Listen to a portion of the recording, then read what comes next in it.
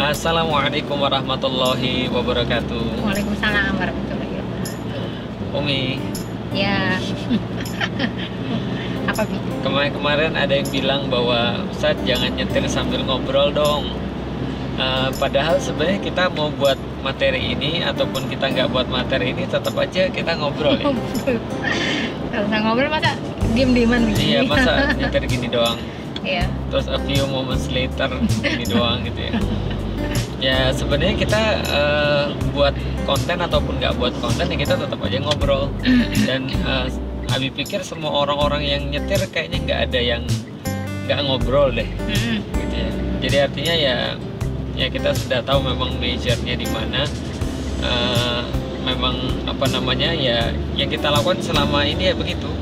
Kita mau buat konten ataupun nggak buat konten ya sebenarnya kita tetap aja sih menggunakan waktu di mobil untuk ngobrol ya dia. Ya. Tapi hari ini ada Gozi.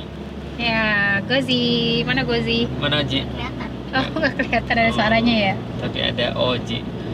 Dan bertepatan banget ada banyak banget yang nanya. Ini kan memang sebuah konten yang kita buat ya karena kita banyak menemukan beberapa pertanyaan, beberapa obrolan yang akhirnya kita pikir perlu untuk kita bahas secara suami istri gitu ya. Makanya mostly kontennya adalah tentang pernikahan, tapi yang nggak selalu tentang hubungan suami istri. Contohnya yang hari ini pengen kita bahas yaitu adalah ada banyak yang nanya tentang bagaimana cara Umi mendidik anak-anak. Oh, banyak banget ya nanya ya. Iya. Masya Bagaimana Allah. cara Umi mendidik anak-anak? Ji, Gimana Ji? kamu merasa terdidik nggak Ji? Hah? Nggak tahu. Nggak tahu ya. Berarti kamu nggak Aduh. merasa terdidik dong Ji? Tanya Umi. Selama ini Abi dan Umi mendidik kamu nggak Ji? Iya, oke.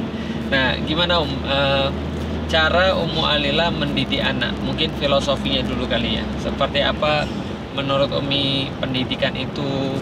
Apa yang pengen dicapai ketika pendidikan? Lalu baru masuk ke bagaimana caranya. Karena selama ini yang kita bahas kan selalu filosofi dulu ya. Karena teknis itu kita pikir ya semua orang pasti ada perbedaan ya, nggak harus ikut Iya, kita banget iya. gitu maksudnya. Karena anak-anak juga pasti beda-beda. Gimana Umi? Iya. Jadi ketika kita berdua sebelumnya pasti harus komit dulu ya Bi ya. Komit dulu mau jadi apa anak-anak kita, terus target-target. Bahkan sebelumnya mungkin keluarga kita untuk apa ya? Ya, itu juga nyambung jadinya ya dengan apa yang akan kita lakukan pada anak-anak kita. Jadi ketika anak kita ini mau jadi apa gitu kan akan menentukan langkah-langkah yang kita akan berlakukan dalam mendidik anak-anak. Iya. Kalau Umi kan ketika ngelihat ke depan anak-anak ini menjadi apa sih gitu kan ya yang kita selalu bayangkan kan dalam hal ini karena kita juga seorang anak ya. Yang Umi bayangin ya ketika nanti Umi ketika sudah nggak ada ya aset yang paling terbesar daripada dunia itu kan anak-anak ya. Itu Iya. adalah aset yang nanti akan menjadi amalan Investasi yang paling investasi yang terbesar dan tidak akan putus pahalanya sampai ketika kita sudah tiada di dunia ini. Jadi ketika itu adalah menjadi tujuan daripada kita memiliki anak, otomatis semua langkah-langkah yang kita aplikasikan, yang kita ajarkan kepada anak-anak itu ya harus nyambung dengan tadi tujuan besarnya itu, yaitu memiliki anak yang soleh-solehah, tapi tidak hanya sekedar soleh dalam hal ini sholat, puasa, kemudian zakat, tapi juga lebih daripada itu ingin memberikan sesuatu untuk agama ini, sesuatu untuk dakwah sehingga anak-anak ini bisa berguna buat agama, bukan hanya untuk diri sendiri gitu Bi. Makanya dari sekarang pun dari kecil kita minta mereka itu untuk terbiasa dengan sesuatu yang hukumnya wajib. Ada teman kemarin bertanya kan, gimana cara membiasakan anak-anak itu untuk sholat yang wajib-wajib, maksudnya puasa 8 tahun anaknya tapi belum bisa melaksanakan kewajiban. Terus Umi bilang lah sama dia, ya kalau sejauh yang Umi pahami ya ketika seorang itu anak-anak belum balik, yang akalnya belum sempurna, ya memang masih sebatas habits, habits pembiasaan, sambil kita ngobrol terus bahwa dia sholat itu bukan karena Umi, bukan karena Abi, tapi karena Allah yang nyuruh. Jadi pelan-pelan sesuai dengan ya bahasa anak-anak lah kayak gitu. Jadi dari situ anak-anak tuh kita sudah biasakan dengan sesuatu yang wajib, dan kita tentu saja dengan memberikan contoh sehari-hari kepada mereka juga, baik itu ya segalalah yang sesuatu yang bersifat wajib. Dan ketika anak-anak itu nanti sudah balik, ya harapannya itu anak-anak itu udah siap ya dengan semua hal yang bersifat wajib. Jadi nggak ada lagi pembahasan anakku belum bisa sholat nih, maksudnya sholat 5 waktu gitu kan ya, anakku belum bisa puasa nih, anakku belum berhijab, tuh nggak ada lagi. Jadi itu udah selesai ketika anak-anak tuh sudah balik. Bukan kita tuh mempersiapkan anak ketika mau balik gitu loh, tapi dari kecil itu dia sudah terbiasa, dan di situ barulah kita tambah yang bersifat sunnah gitu. Yang sunnah tuh kayak ngafalin Quran, terus sunnah, kemudian ya puasa sunnah, kemudian juga tahajud itu kan bersifat sunnah. Lama-lama mereka nanti juga akan terbiasa. Jadi berasal dari filosofi yang tadi sih jadi Umi sama Abi kepingin punya anak yang tadi investasi kita di dunia, ya akhirnya di situ segala hal yang nanti berhubungan dengan langkah-langkah buat mereka ya harus nyambung ke arah situ. Gitu Ji, denger nggak Ji? Ada Oji nih ceritanya ya Ji ya. Itu keinginan Umi Ji. Oji nggak ngerti atau pura-pura nggak ngerti Ji. Ya jadi gini ya, habis sedikit menyederhanakan ya. Jadi semua itu tergantung daripada tujuan awal kita nikah untuk apa. Ya. Nah, itu penting banget. Makanya ikutin dulu 16 episode Ngaji Jomblo supaya teman-teman tahu bahwa pernikahan itu ya bukan cuma pernikahan, tapi pernikahan itu adalah satu cara kita untuk mempersiapkan diri mencapai satu tujuan yang nggak mungkin dicapai sendirian. Ya contohnya, ya kayak tadi ya, punya anak kan nggak mungkin sendirian, kan nggak mungkin membelah diri, gitu kan ya. Nah berarti makanya orang bilang kan membangun bahtera rumah tangga, gitu ya. Jadi mengarungi lautan kehidupan bersama dengan bahtera rumah tangga. Maksudnya adalah ya kalau ibarat dunia ini adalah seperti sebuah lautan, ya dan kita punya satu tempat yang harus kita tuju, ya mau nggak mau kita harus bikin kapal. Supaya apa? Di kapal itu bisa ada pembagian tugas, siapa yang mengendalikan, yang megang kemudi siapa, nahkodanya siapa yang tukang masaknya, siapa yang tukang beres-beres, siapa yang perbaikin kalau ada kerusakan dan segala macam. Nah itu adalah bahtera rumah tangga namanya. Nah bahtera rumah tangga ini adalah kerjasama antara suami dan istri tentunya. Kalau seandainya mereka sama-sama nggak paham tentang tujuan mereka mau ngapain, nah itu juga menjadi problem ketika di dalam rumah tangga. Jadi yang paling penting adalah tujuannya dulu. Ketika tujuannya itu sudah ada, baru kemudian bisa dibuat perkara-perkara seperti pendidikan terhadap anak, gitu ya. Nah, dan kita berdua itu dari awal, kalau yang sudah nonton video-video kita sebelumnya, kita mencoba untuk berusaha untuk melabeli diri kita itu sebagai pengemban dakwah, ya nggak Om? Kita ingin memaksimalkan diri kita, mencoba melakukan yang terbaik, apapun yang kita bisa untuk bisa membuat orang lain itu lebih dekat kepada Allah, lebih taat pada Allah. Maka itu visi hidup kita, itu yang menjadi kerjaan kita tiap hari, dan itu yang menyebabkan kita nikah. Ya. Dan itu juga yang akan kita jadikan sebagai satu tujuan ketika kita punya anak. Kita pengen anak yang melanjutkan tugas kita sebagai seorang pengemban dakwah. Kenapa? Karena tentu saja yang namanya manusia itu ketika dia mencari hal yang paling maksimal yang dia bisa lakukan di dunia, tentu untuk mendapatkan ya ganjaran daripada Allah yang terbaik. Dan bagi kita sekarang yang paling bisa kita lakukan adalah berdakwah, gitu kan ya. Maka kalau seandainya kita mati kan harus ada yang ngelanjutin tuh, kata Ummu Alila tadi.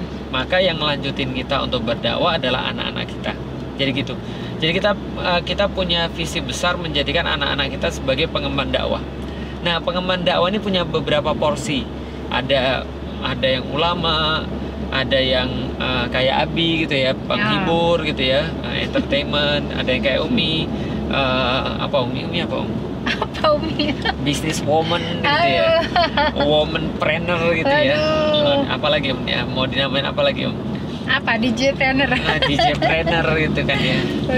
Ataupun apa trainer lah, pokoknya Ummu Alila sekarang lagi bersibuk untuk di dalam dunia bisnis, misalnya untuk sebagai kontribusi dia untuk dakwah, bikin hijab Alila, bisa bayar orang untuk jadi tim kreatifnya, bisa untuk mengeksploitasi diri untuk bisa berdakwah kan gitu kan ya. Nah, semua orang punya peran. Nah, pertanyaannya kalau kita sudah tahu anak kita ini mau jadi apa, peran apa yang mau dia mainkan. Nah, mungkin itu lebih kepada yang akhirnya membreakdown kita untuk mendidik anak kita kayak apa. Nah, jadi artinya contoh ya, contoh. Kita pengen anak kita akan jadi pendakwah, akan jadi meneruskan kita sebagai seorang pengemban dakwah. Kalau seandainya kita udah nggak ada lagi di dunia, Abi dan Umi udah wafat, ada Oji yang ngaji. Iya, kan Oji kan mau jadi ulama tafsir, gitu ya. Amin, gitu ya. Amin. Nah, jadi contoh ya kayak gitu. Terus bagaimana cara kita? Oke, kalau gitu kita bagi. Pertama, ada orang-orang yang meneliti tentang perkembangan otak dan perkembangan fisik, jadi fisik maupun chemistry ya daripada manusia. Itu kira-kira kalau roughly ya, kalau secara kasar itu dibagi gini, 0 sampai 8 tahun. Itu perkembangan otak tuh, makanya dinamakan the golden age. Ya. The golden age. The golden apa ya? The golden period ya. Period. Golden age. 0 sampai 8 tahun. Nah, itu yang pertama. Yang kedua adalah masa prabalik. Itu 8 sampai 13. Itu prabalik. Itu mulai bukan hanya masalah fisik tapi juga masalah psikis gitu yang banyak dikembangkan. Setelah itu masa balik, itu 13 sampai 18. Nah, itu remaja, disebut dengan masa balik ya. 13 sampai 18. Setelah itu 18 sampai 25. Itu masa muda. Setelah itu ya 25 sampai ya seterusnya lah 25 sampai 35 atau 40 itu ya, itulah masa berkarya ya. Dan seterusnya. Tapi yang perlu kita perhatikan adalah 0 sampai 8, 8 sampai 13 dan 13 sampai 18. Itu penting banget. Atau sampai 25 lah boleh juga. Tapi yang jelas 0 sampai 8, 8 sampai 13, 13 sampai seterusnya. Pertama, kalau 0 sampai 8 itu nggak ada yang bisa kita lakukan kecuali kita mengasup dengan asupan-asupan yang terbaik. Baik itu adalah makanan, lingkungan, udara gitu ya, makanan, air, minuman, udara gitu ya. Itu yang baik. Nah, karena itulah mungkin ya kita duga bahwasanya Rasulullah Shallallahu Alaihi Wasallam dulu disusukan pada Halimatus Sa'diyah. Nah, itu kan tempatnya kan bukan seperti di Mekah yang hingar-bingar ya, tapi di pedesaan gitu ya, supaya mendapatkan makanan yang baik, udara yang baik, air yang baik gitu ya. Intinya supaya dia berkembang secara fisik tuh bagus sekali.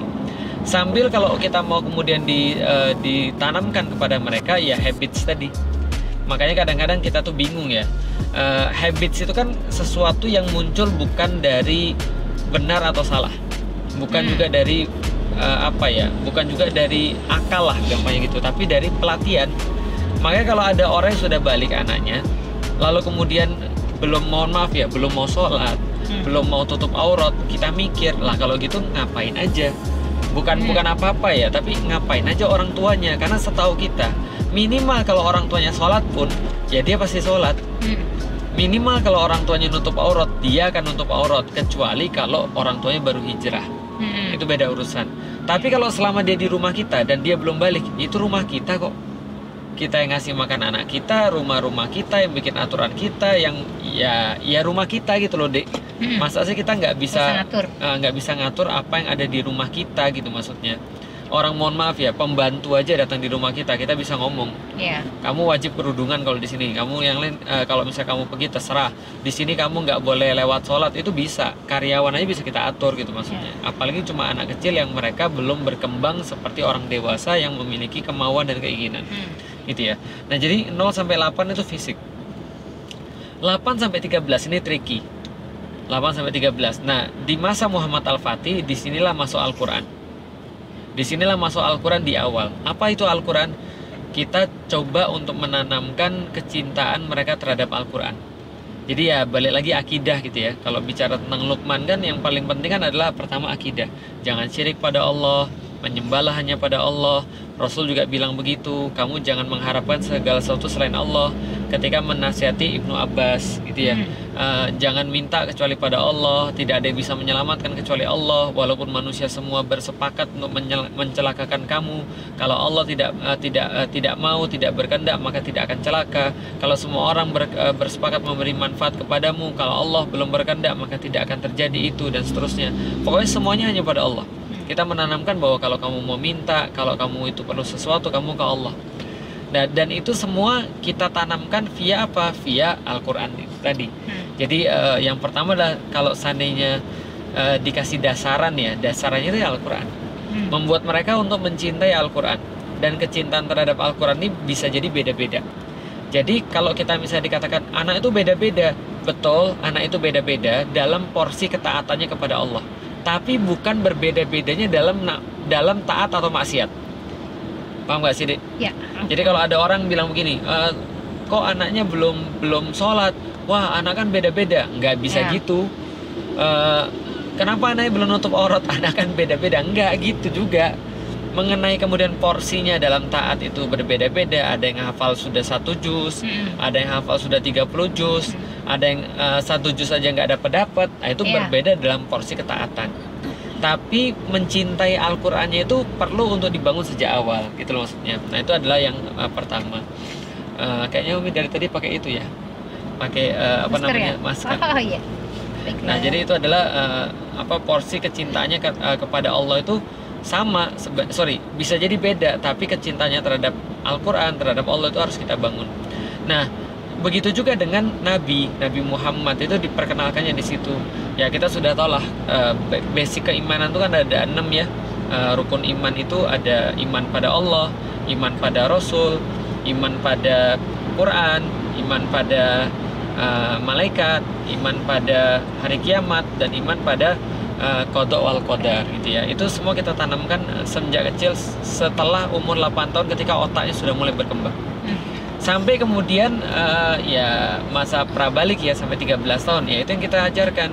Kita benerin kalau ada yang salah, kita ajak mereka untuk ngelihat kehidupan kita kayak apa. Menarik di dalam Al-Quran Ibrahim itu ngajak Ismail untuk meninggikan dasar-dasar Ka'bah. Kenapa? Supaya Ismail itu tahu kerjaan bapaknya itu apa, kerjaan ibunya itu apa, sehingga dia bisa appreciate, dia bisa respect dengan itu. Nah, jadi bisa jadi dibawa kayak sekarang Gozi dibawa misalnya untuk tahu kerjaan bapak dan ibunya itu kayak apa gitu ya. Nah, jadi ini yang coba kita lakukan supaya memperkenalkan aktivitas kita yang nanti juga akan jadi aktivitasnya mereka. Nah, jadi itu dasarannya 0 sampai 8, 8 sampai 13. Nah, Cece sekarang 13. Ya.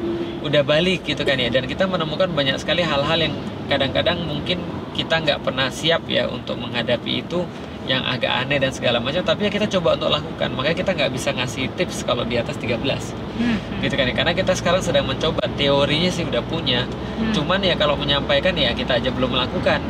Nah, maka kalau terhadap yang kayak gini-gini ya jelas kita perlu mentor.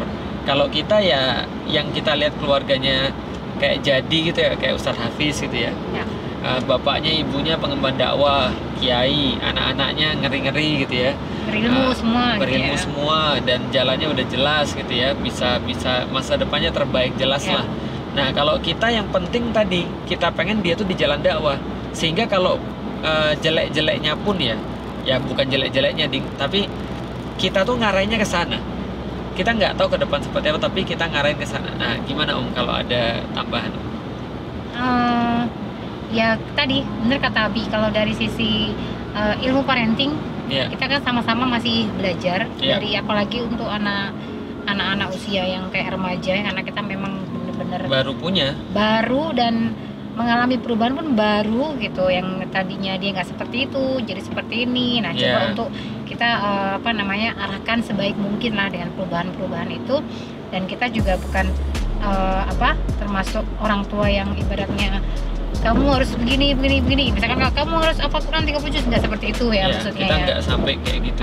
Karena dalam hal ini ya coba untuk kita ngobrol bahwa kenapa dia harus hafal Quran, kemudian nanti untuk apa sih dia harus hafal Quran, bahasa Arabnya supaya dia seriusin di pesantren. Kayak kemarin Umi kan pesan sama Cece kan gini, ketika di pesantren dia kan tinggal setahun lagi. Nah saya ngomong ke Senian, kamu tuh tinggal setahun lagi di pesantren yang serius ya, nanti belajarnya dikebut itu hafalannya sama ini gitu, karena nanti ketika sudah keluar dari pesantren nanti sayang banget kalau ilmunya nggak dikejar gitu, karena di luar dari pesantren itu bisa jadi nggak ada ilmu yang sebagus di pesantren.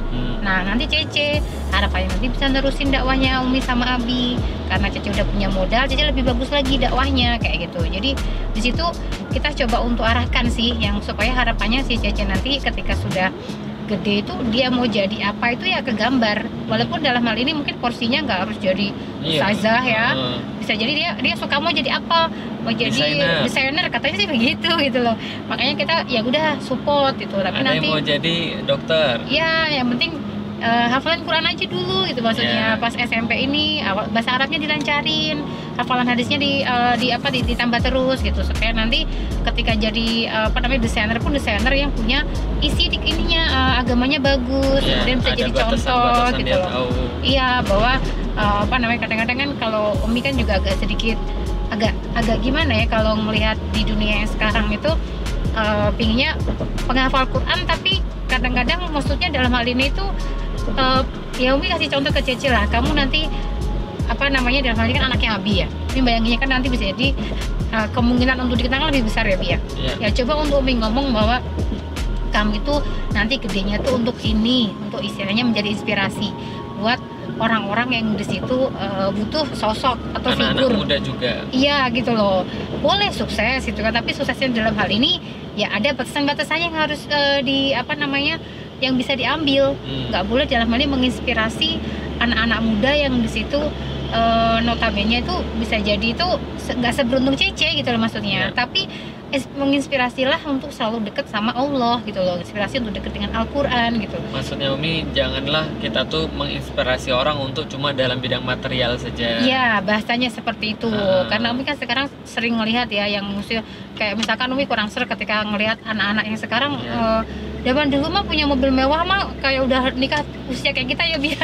Jadi kita baru punya mobil tuh usia 35, 36. Sekarang kan 20. Lebih mudah sekarang. Sekarang kan anak-anak 20 tahun itu udah pakai mobil mewah ya Bi, yang kita sekarang aja nggak punya gitu kan. Terus habis itu kan tapi dibilang nanti kita iri loh. Iya sih, tapi Umi ya dalam hal ini sebenarnya ya maksudnya mungkin seorang ibu ya Bi, seorang ibu yang di situ kepinginnya ya nanti ya Umi sih nggak ngelarang Cece untuk zuhud yang nggak punya mobil, enggak gitu loh maksudnya. Tapi nggak ngelarang Cece untuk punya mobil harus. Terus habis itu nanti dia posting dengan dengan kemewahan yang dia punya. Nah itu kan sedih banget Umi, karena bisa jadi teman dia yang lain tuh nggak bisa seperti itu gitu loh maksudnya. Pinginnya dia menginspirasinya itu ya tadi dengan ketaatan dia kepada Allah, kemudian dengan kesederhanaan dia gitu loh. Jadi nggak istilahnya sampai orang tuh tertarik, justru karena menarik kata-kata ini, kata-kata Mas Jaya. Dia bilang apa? Dia bilang gini, agen marketing dunia. Agen marketing dunia ya. Kita kan pinginnya agen marketing dakwah, agen marketing istilah ketaatan gitu loh, supaya nanti anak muda itu ya terinspirasi ketika ya kepinginnya anak kita juga menginspirasi ya Bia, tapi ya kita nggak tahu yang sebatas yang kita lakukan cuman memberikan dia istilahnya arahan gitu loh, supaya seperti yang kita harapkan gitu. Iya betul. Nah jadi sebenarnya gini ya, ada pertanyaan menarik sebelum tadi kan kita bahas tentang filosofi ya, karena teknis itu sangat luas dan kita nggak mungkin bahas itu secara teknis, itu nggak mungkin. Jadi kita yang bisa kita berikan ya cuma filosofi aja. Dengan filosofi itu nanti teman-teman bisa untuk mengembangkan sendiri sesuai dengan keperluan dan sesuai dengan sifat anak-anaknya kayak apa. Ini yang paling penting nih. Bukan yang paling penting, ini yang penting. Termasuk yang penting adalah menurut Umi, apa yang membuat Umi sangat merasa menyesal sampai-sampai mau bunuh diri? Sangat menyesal. Nggak, Abi cuma ngasih tahu ke audiens bahwa ini menyesalnya banget sampai seolah-olah kita kayak mau bunuh diri. Seandainya contoh Gozi udah gede, Cece udah gede, Ayah udah gede, Koko udah gede. Nah mereka melakukan apa sehingga Umi itu sangat kecewa banget dan merasa gagal banget sebagai seorang ibu?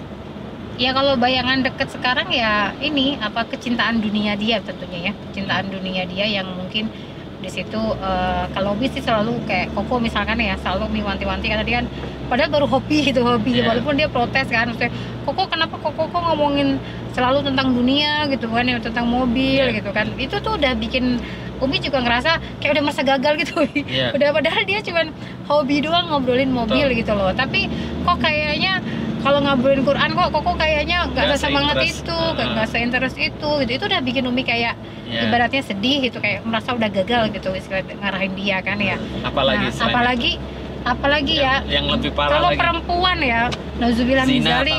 Nah itu terus ya, apalagi selain pergaulan itu? Bebas, kemudian apalagi ya Bi ya selain murtad. Itu ya kan nauzubillah min dzalik ya, itu ya pasti contoh, kan yang kita bilang kan.